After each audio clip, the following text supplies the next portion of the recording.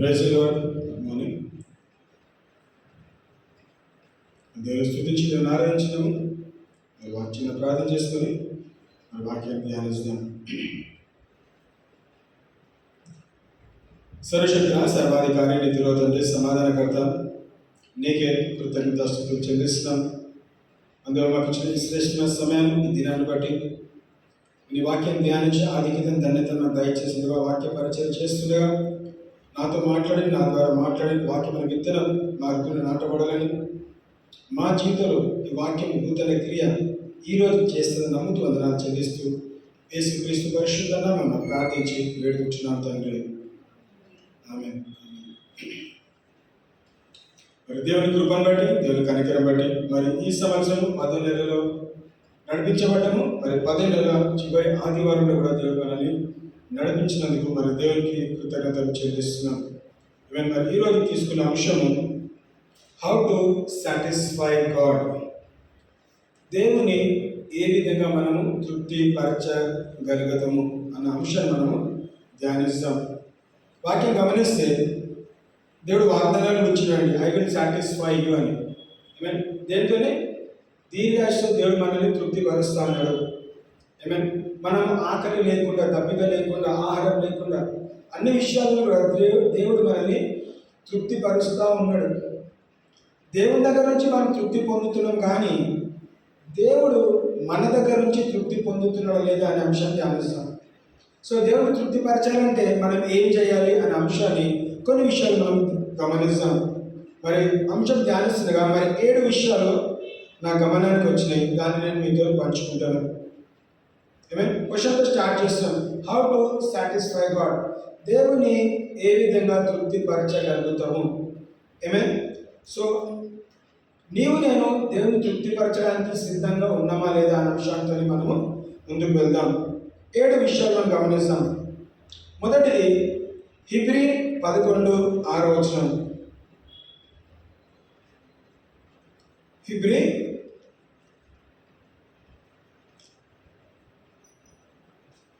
11:6.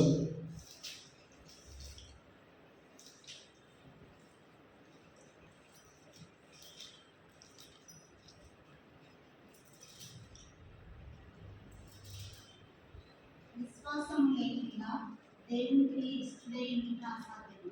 దేవుని ఎదుకు వచ్చేవాడు ఆయన ఉన్నాడని, తను వెతుకు వారికి ఫలం దయచేవాడని నమ్మగలను కదా. ఏంటంట? విశ్వాసము లేకుండా దేవునికి ఇష్టడైన అసాధ్యము.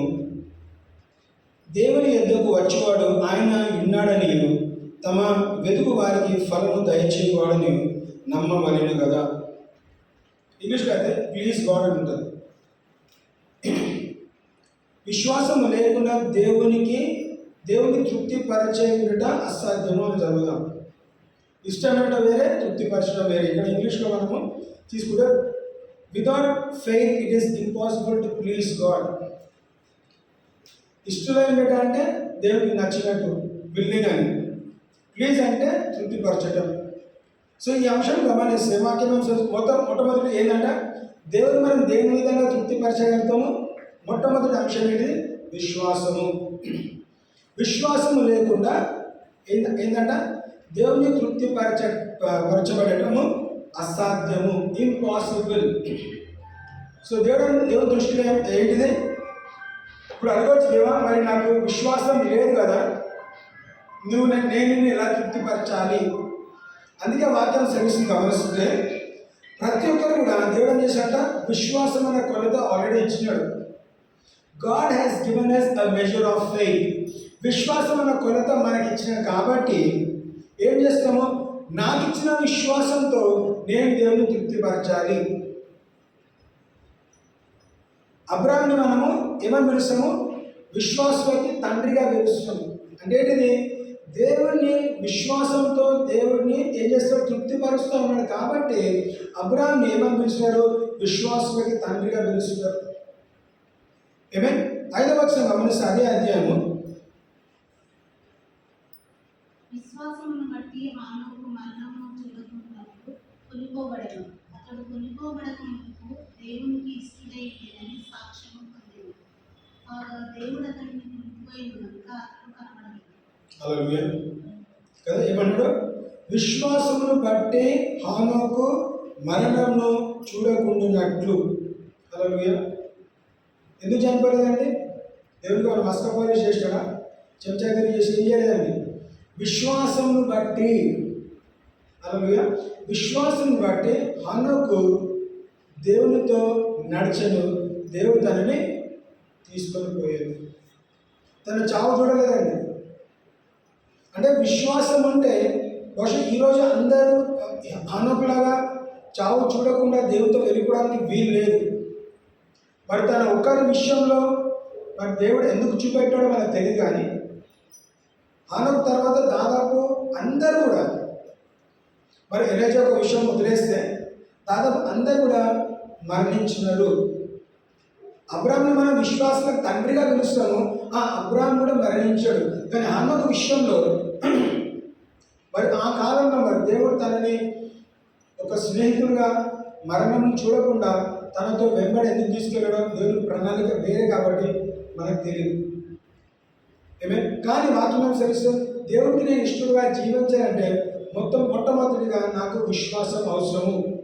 సో విశ్వాసం నాకు దేవుడు నాకు ఆల్రెడీ ఇచ్చినాడండి. మనందరూ కూడా ఒక కొలత అనే విశ్వాసం మనందరికి ఇచ్చినాడు. ఆ కొలత అనే విశ్వాసం నేను ఎదగాలంటే ఏం చేయాలంట?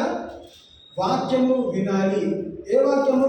క్రీస్తు గురించిన వాక్యము విన్నట్లయితే మనము విశ్వాసం ఎదుగుతాం. By hearing the word of God faith increases అని ఉంది వాక్యంలో. శిష్యులు కూడా యేసుక్రీస్తు దగ్గర వెళ్ళి మా విశ్వాసాన్ని పెంచమని అడుగుతున్నారు. బాబు నేను మీ విశ్వాసాన్ని పెంచలేం, కానీ మీకు ఆల్రెడీ ఒక కొలత అనే విశ్వాసాన్ని మీకు ఆల్రెడీ ఉన్నది, మీకు ఇచ్చినాము. ఆ విశ్వాసంలో మీరు ఎదగాలంటే ఏం చేయాలంటారు? మీరు దేవుని కూర్చున్న మాటలు మీరు వింటూనే ఉండాలి. అందుకే యేసుక్రీస్తుని వెంబడిస్తున్న 12 మంది శిష్యులు కూడా తను చేసిన క్రియలు వింటున్నారు, చూస్తున్నారు. అదే కాకుండా వాళ్ళ ఫ్రీడమ్ ఏం చేస్తున్నారు? వాళ్ళని కొండ మీదకో వేరే గదిలోకో ఎవరు లేని చోట తీస్తే ఏం చేస్తాడు? వాళ్ళకి ఉపమానాలు బోధిస్తున్నాడు అన్నమాట. పారబుల్స్ లాగా ఉపమానాలు అంటే వాళ్ళ జనాలు చెప్పే వాక్యము డిఫరెంట్, ఈ 12 మంది చెప్పే వాక్యము డిఫరెంట్. అంటే 12 మంది కూడా అర్థమయ్యే రీతిలో వాళ్ళ కూర్చోబెట్టుకొని ఏం చేస్తారు? వాళ్ళకి పరిచయం చేస్తూ వచ్చాడు. వాళ్ళ విశ్వాసాన్ని ఎదిగినట్లయితే యేసుక్రీస్తు వెళ్ళిపోయిన తర్వాత ఈ 12 మంది శిష్యులను పంపించాలి, వీళ్ళ ద్వారా సువార్త ప్రకటించబడాలి. కాబట్టి వీళ్ళకి కావాల్సిన విశ్వాసము, వీళ్ళకి కావాల్సిన ఆత్మీయ ఆహారము యేసుక్రీస్తు వాళ్ళకి అందిస్తూనే ఉన్నాడు. ప్రజలకు ఏం చెప్తున్నాడు? ప్రజల మధ్య తిరిగినప్పుడు బోధ చేయట్లేదని ఎక్కువ మటుకి కేవలం అద్భుతాలు సూచక క్రియలు చేసే ద్వారా యేసుక్రీస్తు గురించి తెలుసుకుంటారు. తర్వాత వాళ్ళు ఏం చేస్తారు? వాళ్ళు సంఘానికి వెళ్ళి ఇంకా వాక్యంలో ఎదగటం గమనిస్తాం. కేవలం సంఘంలో బోధిస్తున్నాడు, జనాల మధ్య తిరుగుతున్నప్పుడు ఏం చేయట్లేదు? వాక్య పరిచయం చేయట్లేదు, ఉపమానాలు చెప్పట్లేదు. ఈ ఉపమానాలు అన్నీ కూడా ఎవరితో చెప్పినాడు? శిష్యులకే చెప్తా ఉన్నాడు. ఎందుకు? వాళ్ళ విశ్వాసాన్ని ఎదిగితే ఏం చేస్తారంట? వాళ్ళను తృప్తిపరుస్తారు. దేని ద్వారా? వాక్య పరిచయం ద్వారా. సో సంఘానికి ఎందుకు రావాలి? సంఘానికి వచ్చే ద్వారా అందరం కూడా యేసుక్రీస్తు గురించిన మాటలు, దేవుడు మనతో పలికిన మాటలు మనం ప్రకటిస్తాం. కాబట్టి మన వినికిడిలో విశ్వాసంలో ఎదుగుతాం. తప్పకుండా గడిచిన వారం ఏదో ఒక స్థాయిలో మనం కృంగిపోయిన వారిగా ఉన్నాము. ఎందుకు సంఘానికి వస్తాము? బలపరచబడడానికి. ఏదో మీకన్నా నేను నీతిమంతులను, లేదంటే నాకన్నా మీరు నీతిమంతులు కాబట్టి ఏదో చూపెట్టుకోవడానికి రావట్లేదండి. సంఘానికి ఎందుకోసం? దేవుని స్తుతించడానికి, ఆరాధించడానికి, దేవుని ఘనపరచడానికి, మన ఐక్యత కలిగి మనం ఏం చేస్తాం? సంఘంగా విశ్వాసంతో ఒకరు పడిపోతే ఒకరు లేకపోతారు. నాకేం సెలవిస్తున్నది? ఒకరినొకరు ఎంకరేజ్ చేయడానికి, ఒకరినొకరు ప్రోత్సహించడానికి, ఒకరినొకరు ఎందుకు సాక్ష్యాలు అవుతాము? మనం సాక్ష్యం పంచుకున్నట్లయితే దేవుడు నా జీవితంలో ఏదైనా కార్యం చేస్తే సాక్ష్యం రూపంలో సంఘానికి అదే ఏమో క్షేమాభివృద్ధి కలిగిస్తుంది. అందుకే సాక్ష్యం పంచుకోమని మనం చాలాసార్లు అడుగుతూ ఉంటారు. చిన్న విషయమైన పెద్ద విషయమైన అది నీ దృష్టిలో చిన్న సాక్ష్యం ఉండొచ్చు, కానీ వినికిడిలో ఎవరైనా వింటున్నట్లయితే వాళ్ళ ఆ సాక్ష్యం వాళ్ళని బలపరుస్తుంది. సో మొట్టమొదటి ఏం కావాలి మనము? దేవుని నేను తృప్తిపరచాలంటే నాకు విశ్వాసము కావాలి. ఆ విశ్వాసము దేవుడికి ఆల్రెడీ ఇచ్చినాడు. ఇచ్చిన దాన్ని ఏం చేయాలంట? నాకు ఇచ్చిన దాంట్లో నేను దేవుని తృప్తిపరచాలి. అది ఎదగాలి. నీలో ఉన్న విశ్వాసం ఎదగాలంటే క్రీస్తు గురించిన మాటలు మనం తప్పకుండా వినాలి. ఆ రోజు హన్నోకి బైబిల్ లేదండి, ఆ రోజు హన్నోకి చర్చ్ లేదు, ఆ రోజు హన్నకి ఏం లేదు. కేవలం తల్లిదండ్రులు కానీ ఎవరో వాళ్ళకి దేవుని ఇంట్రడ్యూస్ చేస్తారు. తెలుసుకున్న దేవుని ఏం చేస్తాడంట? వెంబడిస్తూనే ఉన్నాడు. దానికన్నా ముందు ధర్మశాస్త్రం లేదు, దానికన్నా ముందు రాయబడిన వాక్యం ఏది లేదండి. కేవలం దేవుడు పలికిన మాట ద్వారానే ఆ సృష్టిని చూసుకుంటూ మరి హన్నోకు ఏ విధంగా దేవుడితో నడిచిన మనకు తెలియదు, కానీ దేవునితో విశ్వాసం నడిచింది కాబట్టి తనని కొనిపోయాను. సో దేవుడు కూడా మన జీవితంలో ఆ కార్యం చేయడం ఆ రోజు ఇష్టపడుతున్నాడు, ఈ రోజు కూడా ఇష్టపడుతున్నాడు. మనం ఏం చేయాలంట? మనము దేవుని తృప్తిపరచాలి. How can I satisfy God? ఆమేన్. హౌ టు సాటిస్ఫై గాడ్ అనే అంశాన్ని ధ్యానిస్తాం. దేవుని నేను ఏ విధంగా తృప్తిపరచగలుగుతాను? మొట్టమొదటి ఏంటిది? విశ్వాసం ద్వారా నేను దేవుని తృప్తిపరచగలుగుతాను. రెండో మాట గమనిస్తే స్పిరిచువల్ మైండ్, ఆత్మీయ తలంపులు. రోమీయులకు రాసిన పత్రిక 8వ అధ్యాయము 6 నుంచి 8 వరకు గమనిస్తాం.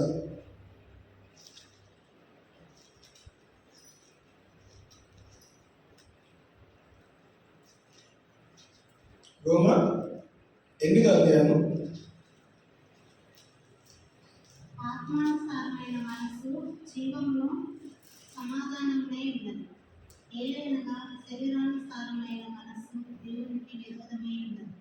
అది దేవుని ధర్మశాస్త్రులకు లోబడదు, ఏమాత్రము లోబడలేదు.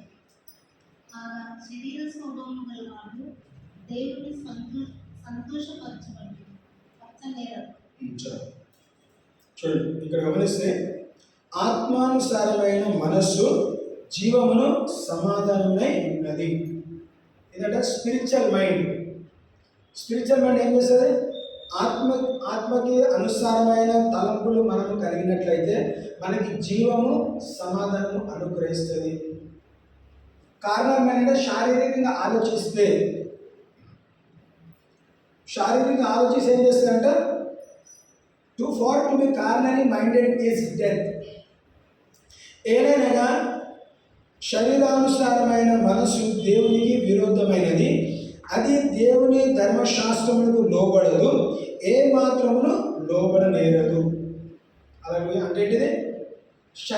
శారీరకంగా ఉన్న మనస్సు దేవుని ధర్మశాస్త్రాన్ని లోబడకుండా చేస్తుంది. అదే ఆత్మకి అనుసారమైన మనస్సు కలిగితే దేవునికి లోబడుతాము. అందుకే ప్రార్థన చేయడానికి వెళ్తున్నప్పుడు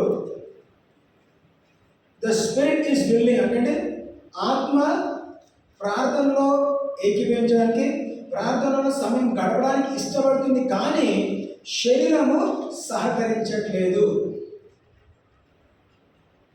అందుకే మనం ఏం చేయాలి?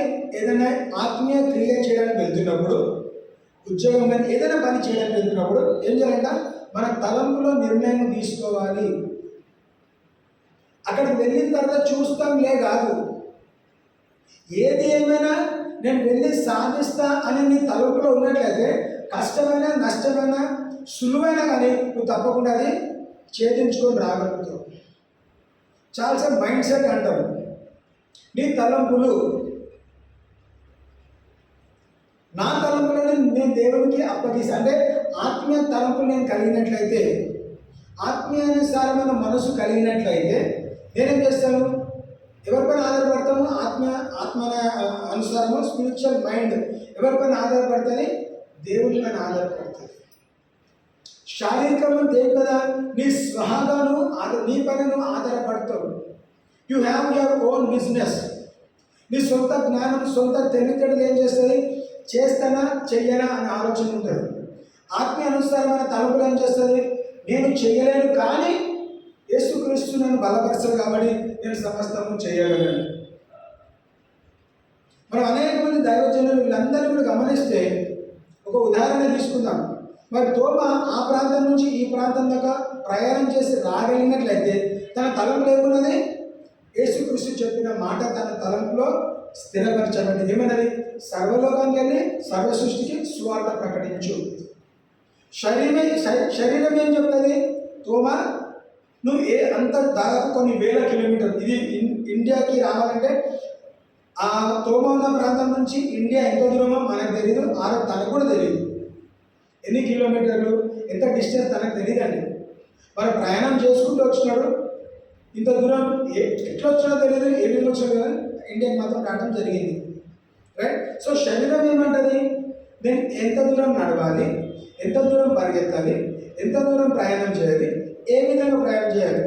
గాడిదను తీసుకోవాలా, గుర్రం తీసుకోవాలా, వంట తీసుకోవాలా, లేదంటే ఆ రోజుల్లో పడవలు తీసుకోవాలా? మరి ఎంత దూరానికి వెళ్ళాలి, ఏ విధంగా ప్రయాణం చేయాలి? శరీరం ఏం మాట్లాడుతున్నది? ఇవన్నీ కూడా నీ దగ్గర ప్రయాణం చేయడానికి డబ్బులు లేవు, నీకు కాలినడక మీద అంత దూరంలో నడవలేవు కదా, నీకు నీ శరీరం నీకు సహకరించదు, నీ ఆరోగ్యం నీకు సహకరించదు. ఇవన్నీ ఎవరు మాట్లాడుతున్నారు? మనస్సు మనతో మాట్లాడుతున్నది. కానీ ఆత్మ మేము అంటున్నది, I can do all things through Christ who strengthens me. క్రీస్తును బలపరచదు కాబట్టి నువ్వు సమస్తము చేయగలవు. ఏదైతే అసాధ్యమో అది సాధ్యపరుస్తాడు. దానిని గొల్లియతగా నిలబడినప్పుడు గొల్లియతమ్మ తన శరీరాన్ని బట్టి ఏమంటున్నాడు? నేను ఇంత హైట్, ఇంత ఎత్తు, ఇంత బలాట్లను కాబట్టి నాతో ఎవరు గొడవపడినా, నాతో ఎవరు కొట్లాడినా నేను వాళ్ళని హతమారుస్తాను, నా పని ఎవరు జయించలేరు. గొల్లియతమ్మ తన శరీరాన్ని చూస్తున్నాడు.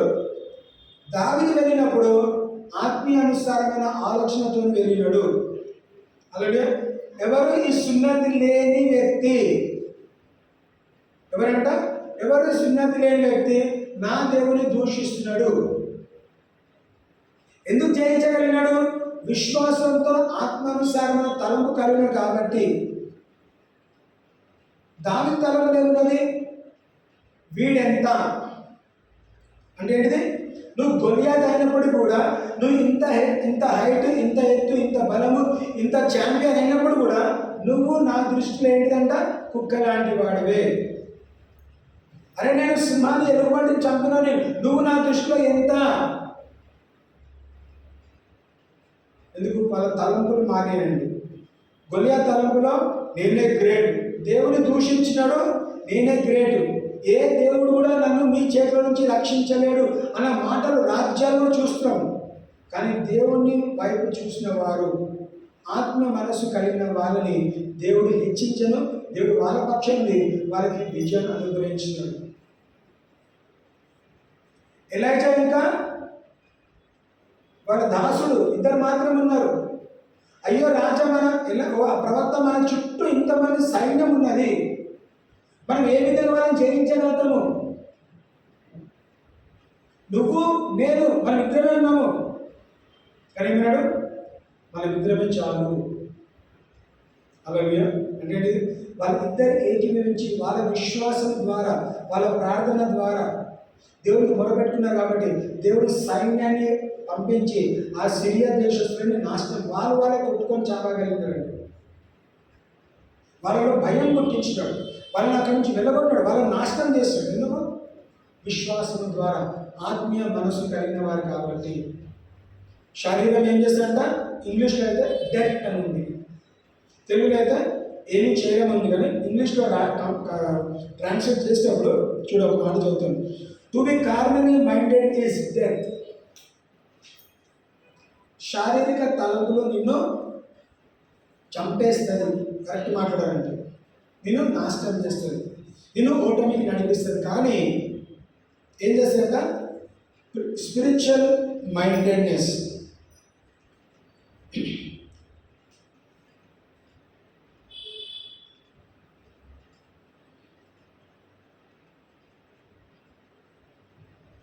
తొమ్మిదో వచ్చిన చదవాలి.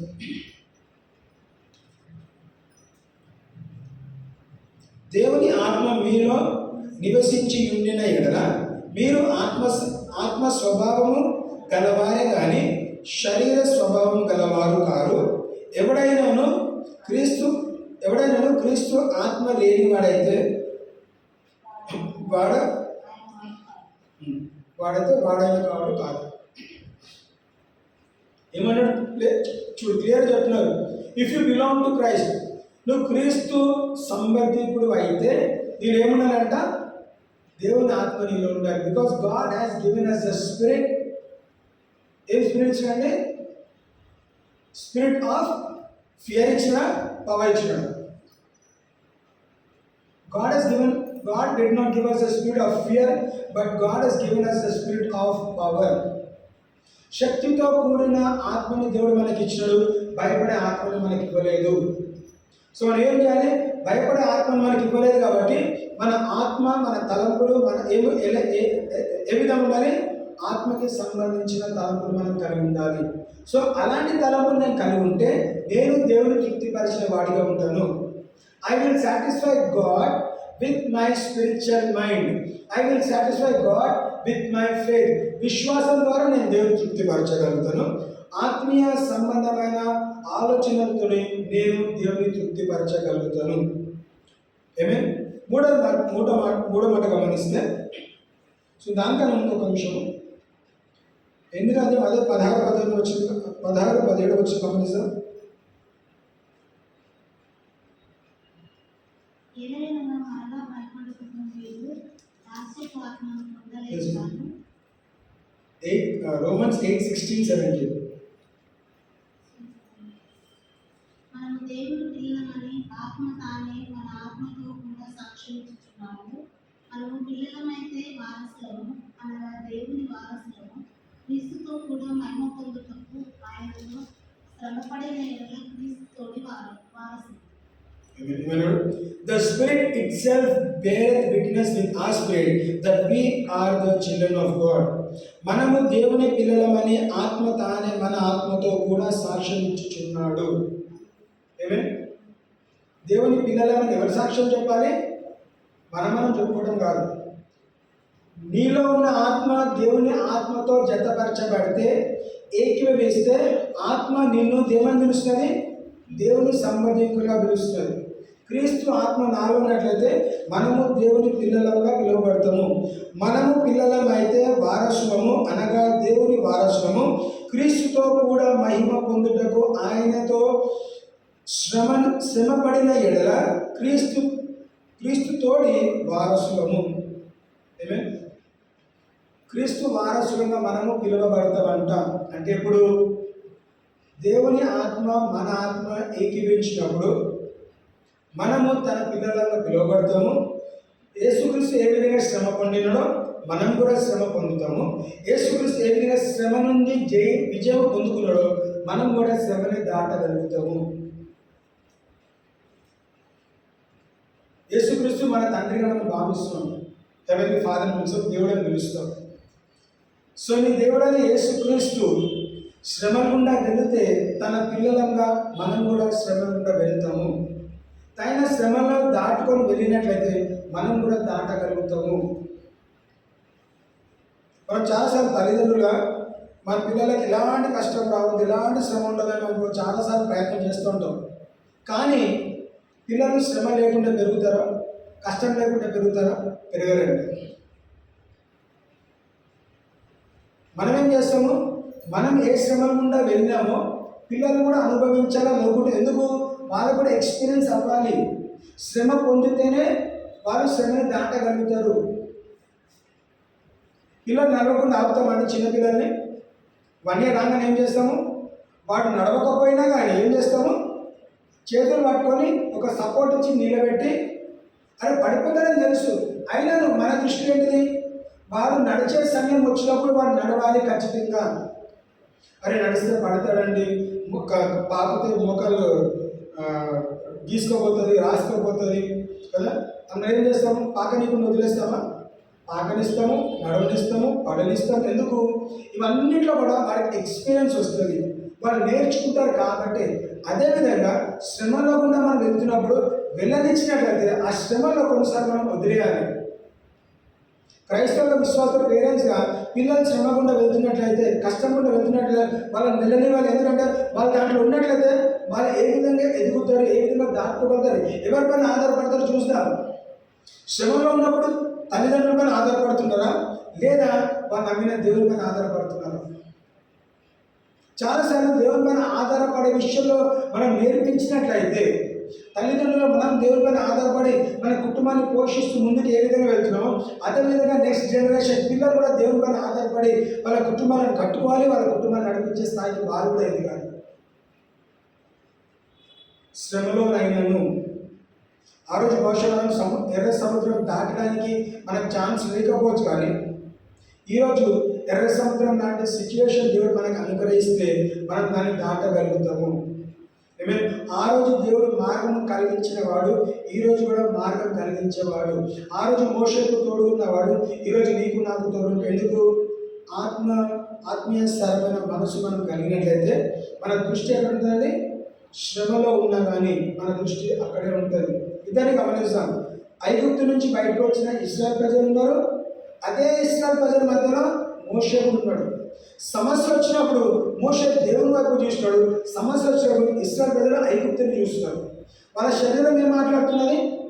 ఐగుప్తు నుండి బ్రతికే వాళ్ళము అరణ్యంలోకి చనిపోతున్నాము. కానీ మోషే చూస్తాడు, ఐగుప్తుల నుంచి మరణం నుంచి దేవుడు జీవంలో నడిపించాడు, ఇక్కడ చంపడానికి తీసుకొని రాలేదు, నిత్య జీవం ఇవ్వడానికి తీసుకొచ్చాడు. వాగ్దాన దేశం నడిపించడానికి తీసుకొచ్చాడు. కాబట్టి నేను నమ్మిన దేవుడు జీవం గల దేవుడు, నన్ను దర్శించి ఈ 80 సంవత్సరాలు నన్ను ప్రేరేపించిన నడిపించి ఈ ఇష్టంలో విడిపించినట్లయితే 10 తెగుల తర్వాత శ్రమల గుండా వెళ్ళినాము, బయటకు తీసుకొచ్చిన ఈ ఎర్ర సముద్రం ఎంత? మోషేకి ఆన్సర్ తెలియదు, కానీ దేవుని వైపు చూసినప్పుడు దేవుడు తనకి ఒక పరిష్కారం ఇచ్చినాడు. How to cross that Red Sea. నీ చేతిలో కరెంట్ జాపమన్నాడు. దేవుడు ఆ సముద్రాన్ని 2 పాయలు చీల్చి ఎండిన నీళ్ళ మీద నడిపించగలిగినాడు.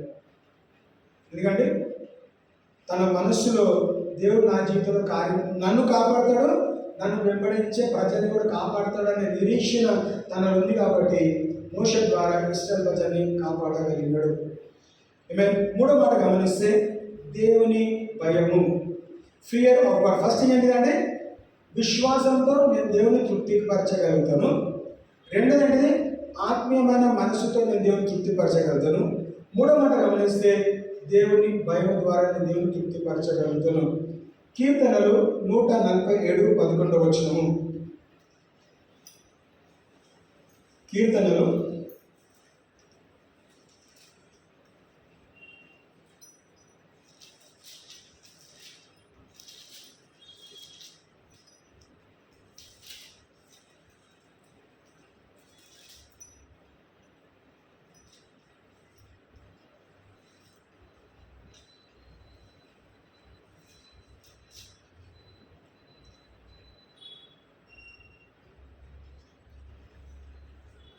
తనయందు భయభక్తులు గలవారి యందు తన కృప కొరకు కనిపెట్టు వారి యందు యెహోవా ఆనందించు వాడై ఉన్నాడు. ఏం చెప్పండి? దేవుడు ఆనందించువాడు ఎవరి మీద అండి? తన యందు భయభక్తులు గల వారి యందు తన కృప కొరకు కనిపెట్టిన వారి యందు. Amen. The Lord take pleasure in them that fear Him, in those that hope in His mercy. దేవుని కృప అనే విషయంలో మనం నిరీక్షణ కలిగిన వారి పట్ల దేవుడు అన్నాడు, మనము దేవుని ఇష్టలుగా జీవించగలుగుతాము. నువ్వు దేవునికి ఇష్టలుగా జీవించినట్లయితే, నువ్వు దేవుని తృప్తిపరిచినట్లయితే, దేని ద్వారా దేవుని తృప్తిపరచగలుగుతాము? మనము దేవుని భయభక్తులు కలిగినట్లయితే. ఏమేమి అబ్రాహాం ఎందుకు మన విశ్వాసం తనకే తెలుసు? ఎందుకంటే దేవుని భయం అబ్రాహాం ఉంది కాబట్టి. ఎక్కడ టెస్ట్ చేస్తున్నాడు? నువ్వు ఎవరిని ప్రేమిస్తున్నావు? నువ్వు 100వ సంవత్సరంలో లేదంటే వృద్ధాప్యంలో కన్న కొడుకును ప్రేమిస్తున్నావా, లేదా దేవుడు నీకు ఇచ్చిన సంతానాన్ని బట్టి నువ్వు తండ్రిగా అయినావు ఆ దేవుని ప్రేమిస్తున్నావా? నీ ఏకైక కుమారుని నువ్వు నాకు అర్పణగా అర్పించడానికి సిద్ధంగా ఉన్నావు అంటే, అవును దేవా నేను సిద్ధంగా ఉన్నాను, నా కుమారుని అర్పించడానికి నేను సిద్ధంగా ఉన్నాను. లేడు దేవుని భయం కలిగిన వాడుగా ఉన్నాడు. దావీదు దేవుని భయం కలిగిన వాడు ఉన్నాడు. నోవా దేవుని భయం కలిగిన వాడు ఉన్నాడు. యోబు దేవుని భయం కలిగిన వాడు ఉన్నాడు. మోషే దేవుని భయం కలిగిన, అంటే దేవుని భయం కలిగిన ప్రతి ఒక్కరు కూడా ఏం చూస్తాము? వాళ్ళ జీవితంలో అద్భుతాలు సూచక క్రియలు చేస్తారు. మరి పౌలు సభలో ఉన్నప్పుడు దేవుని భయం లేనోడు ఏం చేశాడంట? క్రైస్తవ విశ్వాసులని హింసిస్తాడు. దేవుని భయం వచ్చిన తర్వాత ఏం చేస్తాడు? ఆ దేవునికే ప్రాణం అర్పించడం కూడా సిద్ధపడ్డాడు. The fear of the Lord is the beginning of wisdom అంట. నీకు జ్ఞానం కావాలా? జ్ఞానం కొద్దుకుంటే అడుగుమన్నాడు. అంటే అడగకపోతే ఏంటంటే నీకు దేవుని భయం ఉందా లేదా మనం గమనించాలి. నీకు మనకి దేవుని భయం ఉంటే ఏం చేస్తాము? దేవుడు మనకి సంపూర్ణ జ్ఞానం ఇస్తాడు. ఎందుకు? ఆ జ్ఞానంతో ఏం చేస్తావు? ఆ జ్ఞానంతో నువ్వు దేవుని తృప్తిపరచగలుగుతావు. సొలొమోనుకు సంపూర్ణ జ్ఞానం ఇచ్చినాడు. దేని కొరకనండి? అమ్మాయిని వెంకటేశ్వరం తిరగడానికి ఇవ్వలేదు దేవుడు జ్ఞానం. నువ్వు నీ జ్ఞానంతో నువ్వు నన్ను తృప్తిపరుస్తావు అన్న ఆశతో. తృప్తి దేంట్లో? నువ్వు జ్ఞానం ఎందుకు అడుగుతావు? నా ప్రజల్ని నడిపించడానికి. నా ప్రజల్ని నడిపించే బదులుగా ఏం చేస్తావు? నీకు ఇచ్చిన జ్ఞానంతో నువ్వు ఒక సెలబ్రిటీగా మారబడి ఏం చేస్తున్నావు? నువ్వు అనేక అమ్మాయిలను నువ్వు ఆకర్షిస్తున్నావు.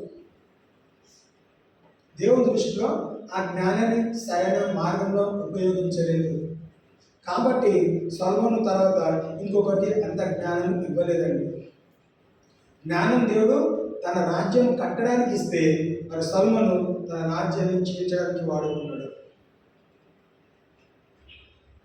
సొలొమోను ఏమిటంటే మూడో అంశము, దేవుని భయం మనము కలిగి ఉండాలి. సో దేవుని భయం నాకుంటే నేను దేవుని భయం ద్వారా నేను దేవుని తృప్తిపరచగలుగుతాను. ఎందుకంటే దేవుని భయం ఉంటే లోకానుసారంగా ఆలోచించను, ఆత్మీయ అనుసారంగా ఆలోచిస్తాను. దేవుని రాజ్యానికి సంబంధించిన అంశాల గురించి నేను ఆలోచిస్తాను. కాబట్టి దేవుడు తప్పకుండా నన్ను కడతాడు, మనల్ని కడతాడు. నాలుగో మాట గమనిస్తారా? బి ఇమిటేటర్స్, క్రీస్తుని పోలి నడుచుకోవటము. ఎఫెసీ 5:12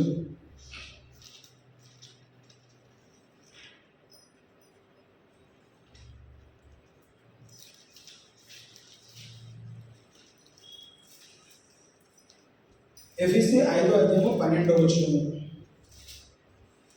ఏలైనగా మీరు చేయవారు లక్ష్యం ముందు జరిగించు పనులను గురించి మాట్లాడుటైనను అవమానకరమై ఉన్నది.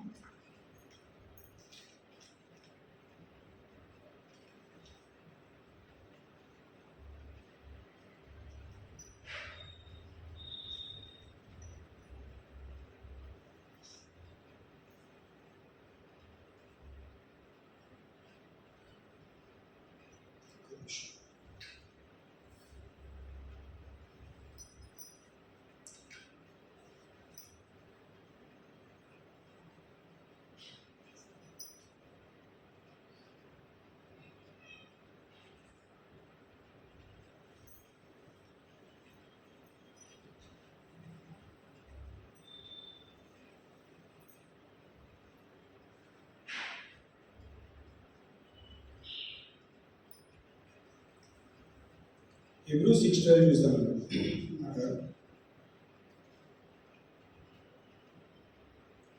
హెబ్రీ 6:12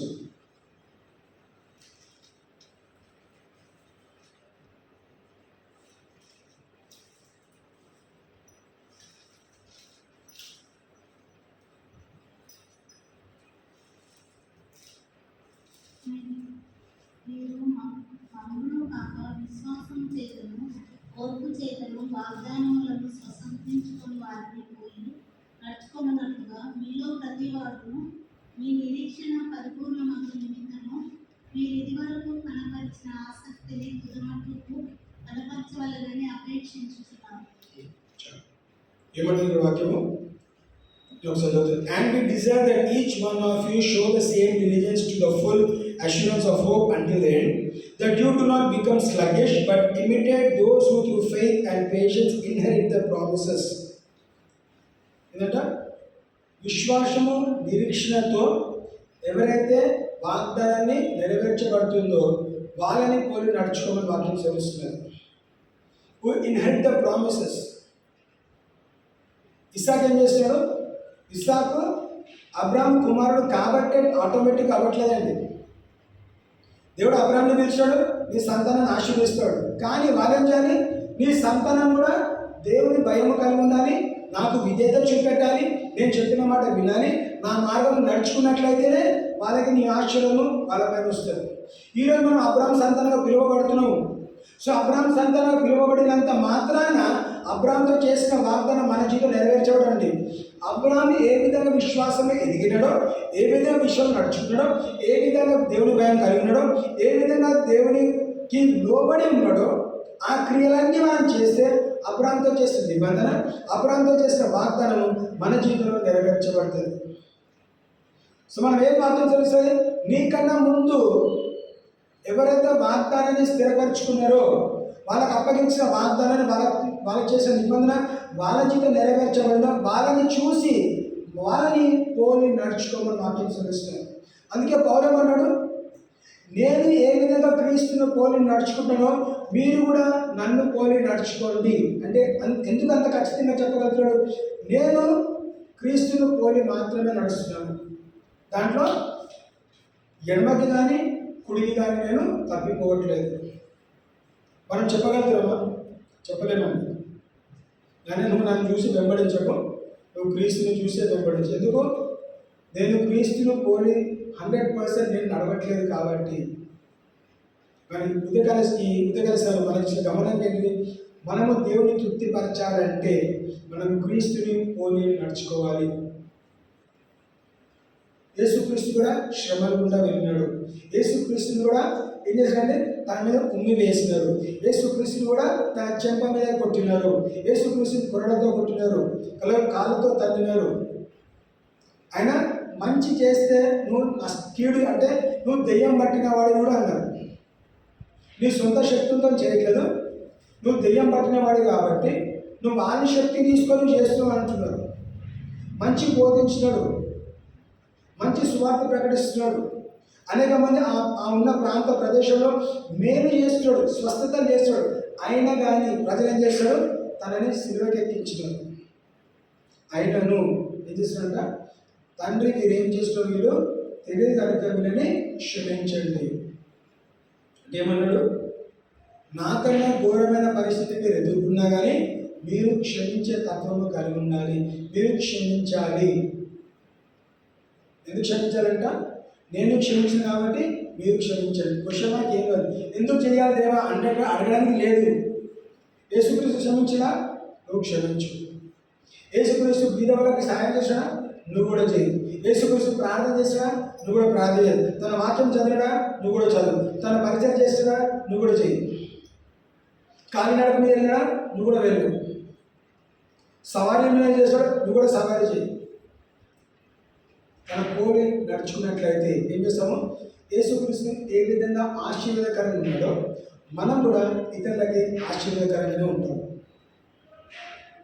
దేవుడు మనని ప్రాంతంలో, మన పట్టణ దేశంలో నష్టం చేయడానికి లేము, మేలు చేయడానికి ఉన్నాము. అందుకే గడిచిన వారాలు మనం ఎగ్జామ్స్ గురించి మాట్లాడినప్పుడు ఏమన్నాము? నేను ఎవరికి నష్టం కలిగించకుండా, నేను ఎవరి ద్వారా నష్టపోకుండా నన్ను స్థిరపరచు అని మనం ప్రార్థన చేయాలి. మనం ఇతరులతో నష్టపోవద్దండి. దేవాన్ని ఇతరుల ద్వారా నష్టపోవద్దు, నా ద్వారా ఇతరులు నష్టపోవద్దు.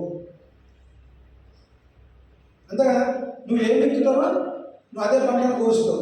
నువ్వు ఇతరులను కష్టపెట్టి నీకు నష్టం కలగద్దంటే అది జరగకుండా ఉంటుంది. నీకు తప్పకుండా నష్టం కలుగుతుంది. అందరిని మోసం చేసుకుంటా దేవాను నేను మోసపోతుంటే జరుగుతుంది, అది జరగదు. నేను మోసం చేయదు, నేను మోసపోవద్దు. నేను ద్వేషించదు, నేను ద్వేషింపబడద్దు. నేను అందరిని ప్రేమిస్తాను, అందరు కూడా నన్ను ప్రేమించాలి. నేను ఆశీర్వదిస్తాను, ఇతరులు కూడా నాకు వచ్చి ఆశీర్వాదం, నన్ను కూడా ఆశీర్వదిస్తారు. Give and it will be given and you. ఇప్పుడు మీకు అధికంగా ఇవ్వబడుతుంది. సో అలాంటి ఆలోచనలు మనము ముందుకు వెళ్దాం.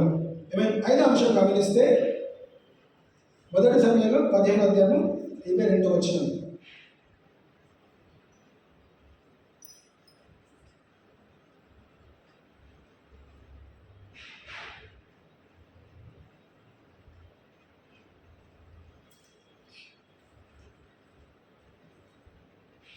పన్నెండవ వచనం 15:12 1 సమయంలో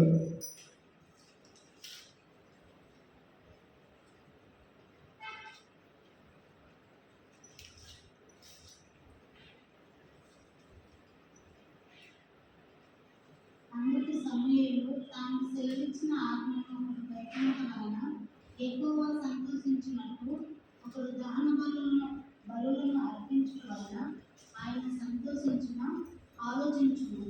బలులు అర్పించుట కంటే ఆజ్ఞను గైకొనుటయే, హృదయము కొవ్వును అర్పించుట కంటే మాట వినుటయే శ్రేష్టం. చాలు గమనిస్తే కదా, సౌలు దృష్టిలో దేవునికి బలి అర్పించడం అనుకుంటున్నాడండి. సౌలుకి ఏం చెప్పారు, ఇక్కడ యుద్ధానికి వెళ్తే అక్కడి నుంచి నువ్వు ఏం తీసుకొని రావద్దు, ఓకేనా? సౌలు ఏం చేస్తాడు, అక్కడ యుద్ధం గెలిచిన తర్వాత ఏదైతే శ్రేష్టమో అవి కొన్ని తెచ్చుకున్నాడు. ఎందుకు తెచ్చుకున్నాడు? మంచి ఉద్దేశమే. ఎందుకు తెచ్చుకున్నాడు? ఈ శ్రేష్టమైన దేవుడికి బలిగా అర్పిస్తాడు. బలి అర్పించాడు కూడా. సమయాలు వచ్చేటంటున్నాడు, నువ్వు ఏదైతే చేస్తావో దేవుని దృష్టిలో అది నిర్లక్ష్యము, దేవుని దృష్టిలో అది మెప్పు కలిగించలేదు, నష్టమే కలిగించింది. నీకు ఎవడు చెప్పినాడు? చెప్పిన మాట ఏంటి? యుద్ధము చేయి, అక్కడి నుంచి నువ్వు ఏం తీసుకొని రావద్దు. సౌలు ఏమన్నాడు? నేను తెచ్చింది దేవునికే కదా. దేవుడిని అడిగినడా? అడగలేదు. ఇక్కడ ఏమన్నాడు?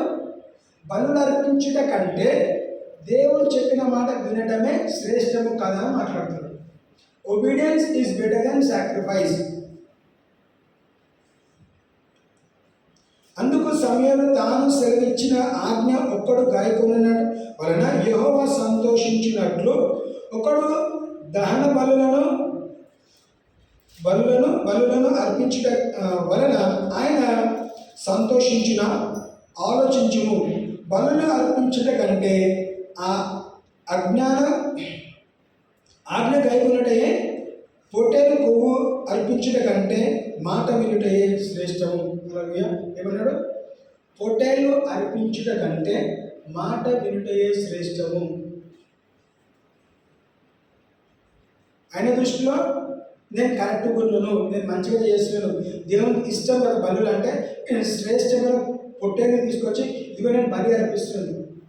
నువ్వు తెచ్చింది శ్రేష్టం అయినప్పుడు కూడా చెప్పిన మాట వినకుండా తెచ్చిన కాబట్టి అది నాకు ఇష్టం లేదు. కయీను కూడా అర్పించినాడు. ఎందుకు నిరీకరించినాడు? చెప్పిన మాట వినకుండా శ్రేష్టమైన ఇవ్వలేదు కాబట్టి. తనను గద్దించిన తర్వాత కయీను కూడా వెళ్ళి శ్రేష్టమైన తెస్తే అంగీకరించేవాడు. కానీ ఏం చేశాడు? ద్వేషము, కోపం పెంచుకొని దేవుడు మా ఇద్దరి మధ్యలో డిఫరెన్స్ చూపెట్టినాడు.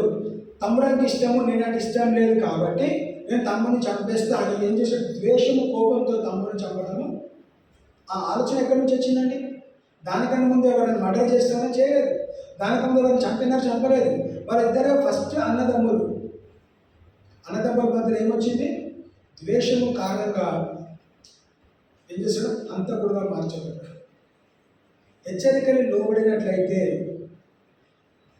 చెప్పినా కదా, నువ్వు చెయ్యి, నేను యాక్సెప్ట్ చేస్తా. ఇంకొక ఛాన్స్ ఇచ్చినాడు. If you have done well, నువ్వు కూడా శ్రేష్ఠను అర్పణిస్తే నేను ఏం చేస్తాను? నేను కూడా యాక్సెప్ట్ చేస్తాను, నేను కూడా అంగీకరిస్తాను కదా. ఆ హెచ్చరికలు పాటించాను. చాలాసార్లు మనం కూడా చేర్చినప్పుడన్నా పాస్టర్స్ కానీ లేదా మాట ఏదైనా గద్దిస్తే ఏం చేస్తారు? నన్ను తిట్టినాడు, ఆ నుంచి మనం చేయొచ్చు బాధిస్తాం. లేదంటే స్కూల్ కానీ, కాలేజ్ కానీ, ఆఫీస్లో కానీ కొంతమంది రిజైన్ చేస్తారు. తిట్టిన వెంటనే రిజైన్. హెచ్చరికలు మనం ఏం చేయాలంటే ఆ ఇన్స్ట్రక్షన్స్ మనం పాటించినట్లయితే, అందుకే సామెతలో ఒక మాట రాబడ్డారు, నా గద్దింపుకి మీరు లోబడినట్లయితే నా ఆత్మను మీ మీద కుమ్మరిస్తా ఉంటున్నాడు. సామెతలు 1:23 గమనిస్తే, నా గద్దింపుకి మీరు లోబడినట్లయితే ఏం చేశారంట? దేవుని ఆత్మ మన పైన కుమ్మరిస్తున్నాడు. సో దేవుని ఆత్మ మన పైన కుమ్మరించబడి ఏమైందండి? మనం కూడా దేవునిలాగా బిహేవ్ చేస్తాం. అదే అధ్యయనంలో గమనిస్తే, మీరు నా చెప్పిన మాట వినలేదు కాబట్టి ఏమంటున్నాడు? మీరు శ్రమలో ఉన్నప్పుడు నేను నవ్వుతా అంటున్నాడండి. ఆపత్కాలమని మీరు నాకు మొరపెట్టుకుంటే నేను మీకు ఉత్తరం ఇవ్వను. ఎందుకు? గద్దెంపుకు లోబడకపోతే. అందుకే సౌలు జీవితంలో ఏమైంది? తన గద్దెంపుకు లోబడలేదు కాబట్టి సౌలు ఏమన్నాడు? నేను దేవుడికి మొరపెట్టుకుంటే దేవుడు నాకు ఉత్తరం ఇవ్వట్లేదు, దేవుడు నా మొర ఆలకించట్లేదు, దేవుడు నా ప్రార్థన ఆలకించట్లేదు, దేవుడు నాతో మాట్లాడట్లేదు కదా. దేవుడు నా దోస్తు కటిఫ్ అయినాడు, నాతో మాట్లాడట్లేదు కాబట్టి నేనేం చేస్తాను? ఎవరికి చేతబడి చేయడానికి వెళ్ళినాను. ఎందుకు మాట్లాడాడు దేవుడు? తన గద్దెంపుకు నువ్వు లోబడలేదు కాబట్టి. లోబడినట్లయితే నేను రాజుగా చేస్తే దేవుడు నీతో ఉండడా? నువ్వు అడగకముందే బెన్యామీను గోత్రం అంటే లాస్ట్ గోత్రం, చిన్న గోత్రం, ఎవరు పట్టించుకునే గోత్రం, పేరు ప్రఖ్యాతి లేని గోత్రం. అలాంటి ప్రాంతం నుంచి నేను ఏర్పాటు చేసుకొని రాజుగా నియమిస్తే ఎందుకు నియమించాడు? తన ప్రజలను చూసుకోవడానికి. నా చెప్పిన మాట విను, నీకు మంచి స్థాయికి హెచ్చిస్తాను, అనేక రాజ్యాలుగా నీ రాజ్యం నిలబడుతుంది. మంచి ఆలోచనతోనే సౌలు నియమిస్తే సౌలు ఏం చేస్తాడు? దేవుని గద్దెంపుకు లోబడకుండా తన ఇష్టానుసారంగా చేసుకొని ఏం చేశాడు? తన సింహాసనాన్ని పోగొట్టుకున్నాడు.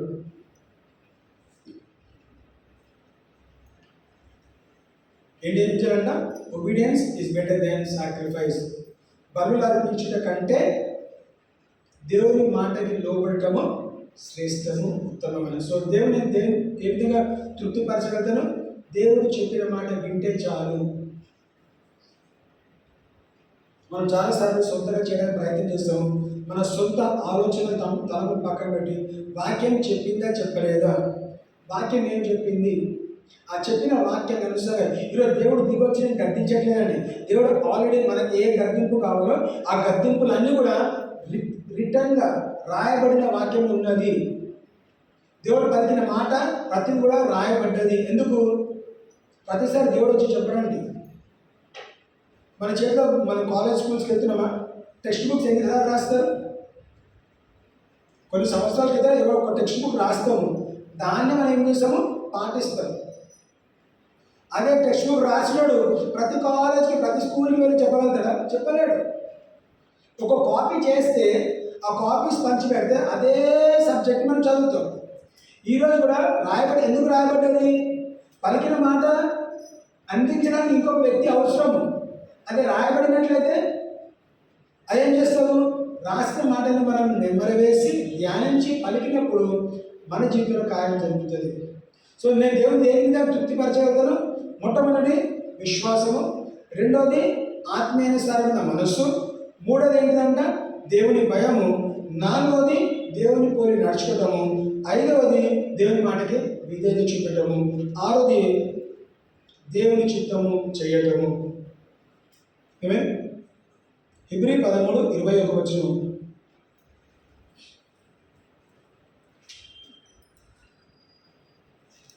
హెబ్రీ 13:21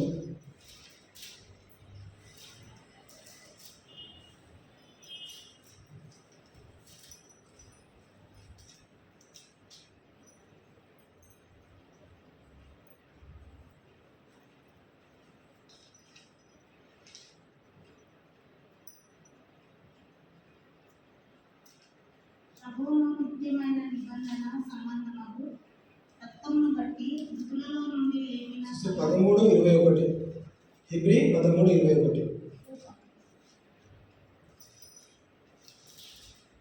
13:21 ప్రభువు నిత్యమైన నిబంధన సంబంధము రక్తమును బట్టి మృతులలో నుండి లేపిన సమాధాన కర్తయు వచనం కన్సిస్టెంట్. Hebrews 13:21 యేసుక్రీస్తు ద్వారా తన దృష్టికి అనుకూలమైన దానిని మనలో జరిగించుచు ప్రతి మంచి విషయంలోనూ తన చిత్త ప్రకారము చేయుటకు మిమ్మును సిద్ధపరచును గాక. యేసుక్రీస్తు యుగయుగములకు మహిమ కలుగును గాక. ఆమేన్. అన్నాడు. verse 21 Hebrews 13:21 Make you perfect in every good work to do his will, working in you that which is well pleasing in his sight, through Jesus Christ, to whom be glory forever and ever. Amen. ప్రతి మంచి విషయంలోనూ తన చిత్త ప్రకారము చేయుటకు మిమ్మును సిద్ధపరచును గాక. ఏదంట? మంచి పని చేయడానికి దేవుడు మనల్ని సిద్ధపరచును గాక. చెడ్డ పనులు చేయడం దేవుడు సిద్ధపరచాడు, దేవుడు ప్రేరేపించాడు కూడా.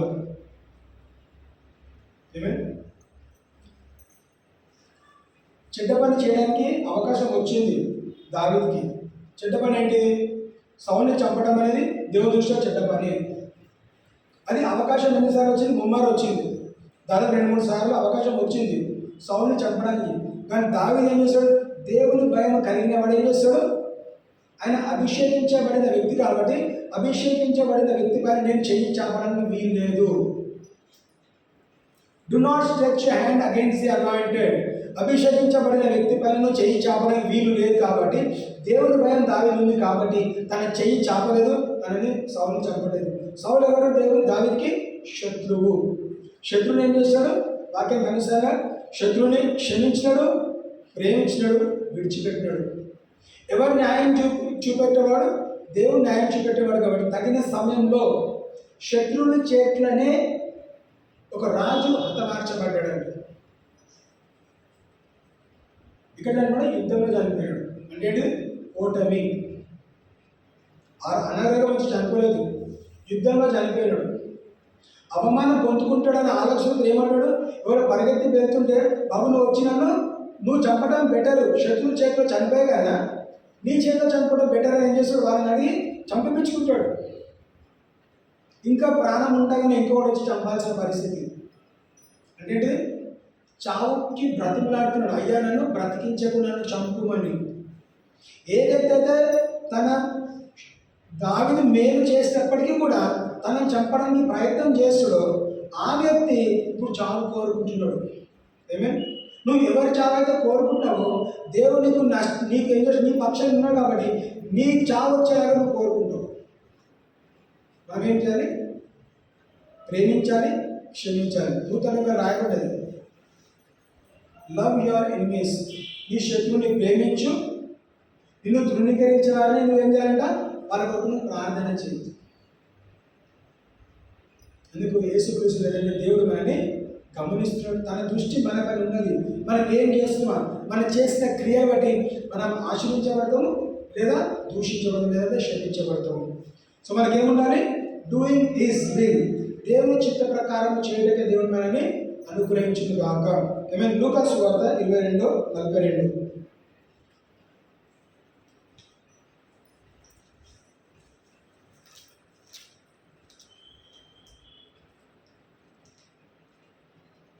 Luke 22:42.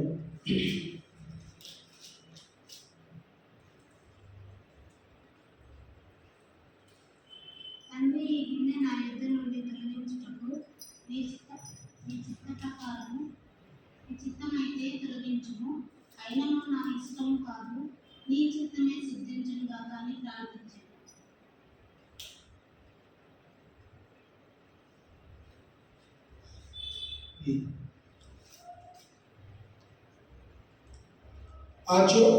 And he was withdrawn from them about a stone's cast and kneeled down and prayed, saying, Father, if thou be willing, remove this cup from me. Nevertheless, not my will, but thine be done. వారి యుద్ధ నుండి రాతి వేత దూరము వెళ్ళి మోకాలుని, తండ్రి ఈ గిన్నె నా యుద్ధ నుండి నీ చిత్తమైతే తొలగించుము, అయినను నా ఇష్టము కాదు నీ చిత్తమే సిద్ధించునని అని ప్రార్థించాను. ఏమన్నాడు? దేవుని కూడా యేసుక్రీస్తు 2 ఛాన్సెస్ ఉన్నాయి. ప్రార్థన చేస్తున్నాడు, ఈ గిన్నె నా యుద్ధ నుంచి తొలగించు. తండ్రి తొలగించలేడా? తొలగించగలుగుతాడు. కానీ ఏమన్నాడు? గుర్తొచ్చింది ఏంటి? ఏం గుర్తొచ్చింది? నేను ఇక్కడికి వచ్చింది నా చిత్తం చేయడం కాదు నీ చిత్తం చేయడం కాబట్టి నా చిత్తం కాదు నీ చిత్తం నెరవేర్చబడు గాక. తన చిత్తం ఏంటిది? నువ్వు శిలువలో చనిపోవాలి, మరణాన్ని జయించాలి, 3వ రోజు తిరిగి లేవాలి, నువ్వు నా దగ్గరికి రావాలి. గిన్నె తొలగిస్తే ఏంటిది? గిన్నె తొలగిస్తే శిలువ ఉండదు, మరణం ఉండదు, పునరుద్ధరణ ఉండదు, మరణపైన జయ విజయం ఉండదు. ఏం కావాలి? నీ చిత్తం కావాలా, నా చిత్తం కావాలా? నీ చిత్తం చేయడానికి ఇంత దూరం వచ్చింది కాబట్టి నీ చిత్తమే నెరవేర్చబడుతుంది కాక. సో దేవునికి ఇష్టడుగా ఏ విషయం ఇష్టపడ్డాడు? నీ చిత్తం చేయడమే నాకు ఇష్టము. దేవుని చిత్తం చేసినప్పుడు దేవుని మనం తృప్తిపరిచే వారిగా ఉంటాము. సో యేసుక్రీస్తే తండ్రిని తృప్తిపరిచినట్లయితే మనం కూడా తండ్రి కుమార పరిశుద్ధాత్మను తృప్తిపరచాలి. హౌ టు సాటిస్ఫై గాడ్ అనే అంశాన్ని ధ్యానిస్తున్నాం. దేవుని నేను ఏ విధంగా తృప్తిపరచగలుగుతాను? మొట్టమొదటి అనేది విశ్వాసము, రెండోది ఒకటి విశ్వాసము,